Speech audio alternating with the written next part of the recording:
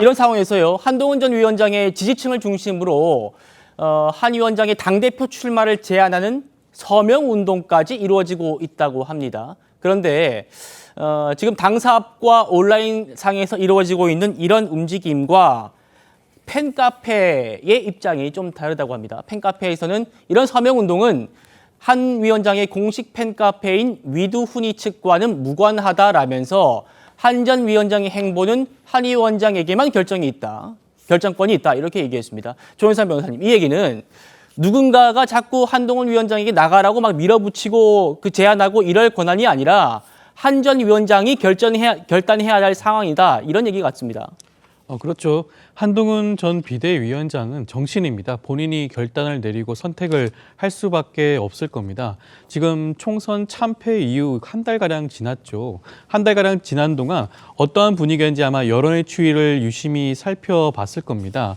총선 참패의 책임이 오롯이 한동훈 전 비대위원장에 향하는지 아니면 윤석열 대통령을 포함한 정부 여당에 포함이 되는지 그것을 유심히 살펴봤을 것으로 보여지고요. 네. 그 결과적으로 아마도 본인에게 책임을 다 물을 수는 없다라는 그런 여론의 흐름을 확인을 했을 것 같습니다. 지금도 국민의힘 지지자들 사이에서는 한동훈 비대위원장의 당대표 출마 요구와 당선 가능성이 굉장히 높지 않겠습니까? 그렇다고 한다면 본인은 지금 당직자들과의 만남을 가진다거나 낙선자들과의 만남을 가진다거나 이런 비대위원들과의 만남을 가진다거나 이런 식으로 정치적인 행보의 보폭을 넓히면서 당대표 출마를 조율을 할 수밖에 없을 것 같고요. 네. 저는 핵심적으로는 윤석열 대통령이 기자회견을 포함해서 국정기조 전환을 이루는지가 아마 중요한 포인트가 되지 않을까 싶습니다. 윤석열 대통령에 대한 심판론으로 지난번 총선에서 참패를 했었는데 윤 대통령이 이번에 국정기조 전환과 사과와 반성 그다음에 혁신의 모습을 보여준다고 한다면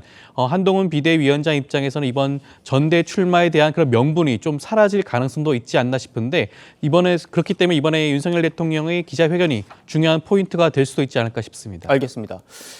물론 서명운동 같은 거를 팬클럽만 해야 한다는 건 아닙니다. 일반 당원들도 충분히 할 수 있는 거고 혹시나 이 서명운동의 주체가 팬클럽일까 이렇게 오해하시는 분들이 있으니까 그 부분을 좀 짚어드리는 거고요. 어쨌든 이렇게 한동훈 위원장의 팬덤이 탄탄하다는 거는 기정사실인 것 같습니다. 한동훈 위원장이 등판을 하면 전당대회가 흥행할 가능성이 높다는 이야기도 그래서 나오고 있는데 관련 목소리들 한번 들어보시겠습니다. 숨통이 부족한 거 저를 통해 하십시오. 제가 어떻게든 여러분이 원하는 대로 원하는 정치를 할 겁니다.